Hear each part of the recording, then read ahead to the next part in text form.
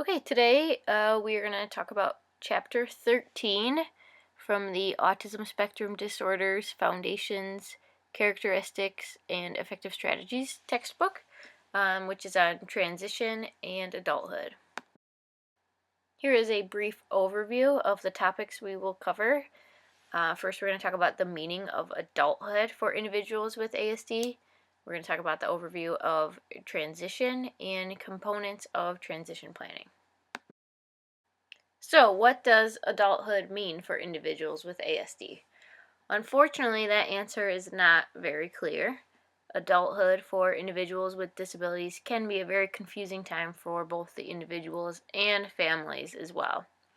So, we typically consider adulthood to be 18 for typically developing students, but using age for individuals with disabilities is not always an adequate thing to use when determining adulthood. Often, individuals with ASD receive schooling beyond age 18. Typically, that age is 21, or in Michigan, that age is even 26. So, the amount of additional schooling often depends on the severity of the individual's disability. Independence can also be an issue. For some, turning 18 may lead to an increased level of independence, but that does not mean these students have the adequate support they need. Students with ASD will often need some type of additional support, whether it be family, employment, housing, etc., when the student transitions out of school, no matter the actual age of the individual. Another indicator of adulthood is typically competitive employment. Competitive employment often means there's some sort of interview or application process, possibly previous experience required or special skills needed for the job. Unfortunately, unemployment rates for individuals with disabilities, and especially individuals with ASD, is quite low, and individuals with disabilities are often placed into a sheltered workshop or contrived work setting. Self-determination is another important aspect to consider when thinking of adulthood, and should always be considered throughout transition planning. When making decisions, it's important to include the person with disabilities in the planning and make choices based on their interests and needs. Here's a brief overview of what transition planning can look like. Individualized transition plans are required by age 16. Transition planning is designed to help students and families think about the next stage of a student's life. In this case, that is typically adulthood, or thinking about what the student will do after high school, and to also think about the types of supports the person will need in order to successfully make this transition. Person-centered planning, or PCP, is a way to make sure the plans put in place are centered around the individual with ASD by taking into account their unique needs. I often see PCP coming into play more as individuals enter adulthood and start to use various community mental health resources. Sometimes PCPs are actual documents which are similar to IEPs that outline goals and objectives for the adults with disabilities to work on. And students must be informed of their rights at least 1 year before reaching the age of majority, which is 18 in most states. Here is just a brief overview of the components of transition planning. Transition planning involves looking at independence, employment, social relationships, and post-secondary education. We're going to talk about more of these a little bit more in depth on the next slides. Independence is a broad area of transition planning that is hard to define. As with many of the issues surrounding transition planning, there are a variety of factors that will impact independence, such as the skill level of the individual.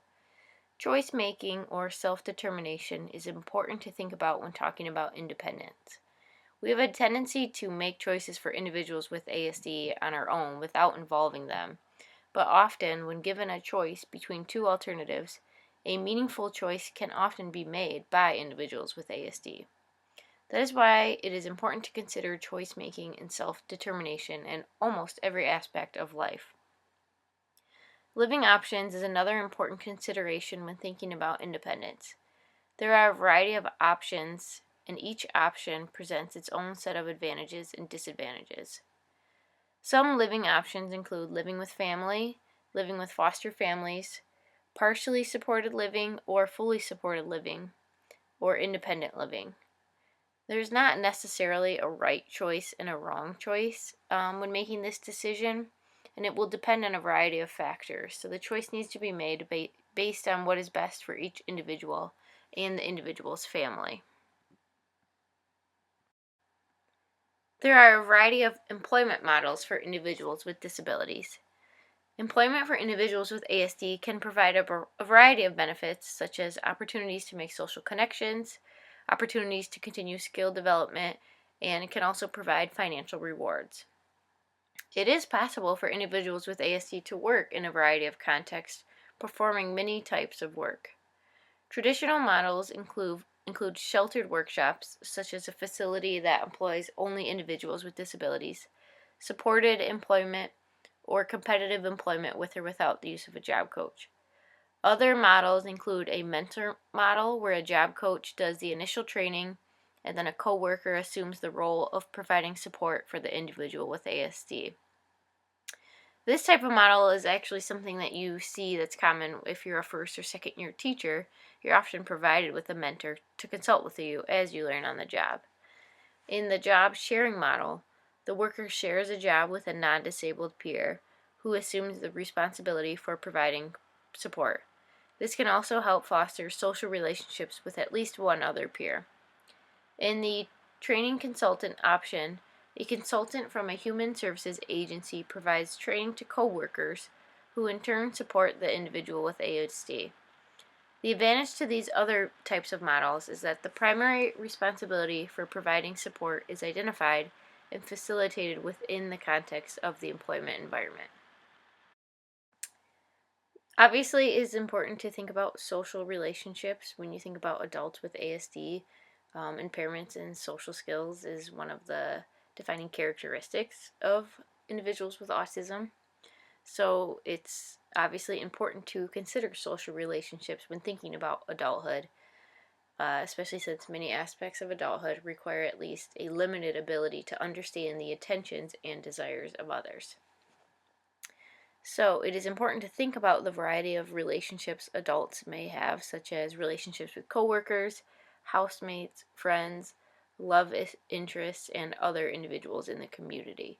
So when considering these social relationships in transition planning, one needs to think about not only who the person will be interacting with, but how the various types of social skills needed for these interactions will be taught and maintained. Then lastly, when thinking about transition planning in adulthood, it may be necessary to consider post-secondary education. So we know that some students with ASD can receive schooling beyond age 18, but not all individuals with ASD uh, need this additional support from the public schools. So when you think about post-secondary education, it might involve thinking about a trade or technical classes or colleges or schools so they could learn a trade um, and then work within that trade. It may also be looking at community colleges or even four-year colleges. So again, post-secondary education is not something that we necessarily think about for all individuals, but it may be appropriate for some individuals with ASD and should be considered and talked about, and the individual's unique interests and needs should be thought about in when looking at post-secondary education.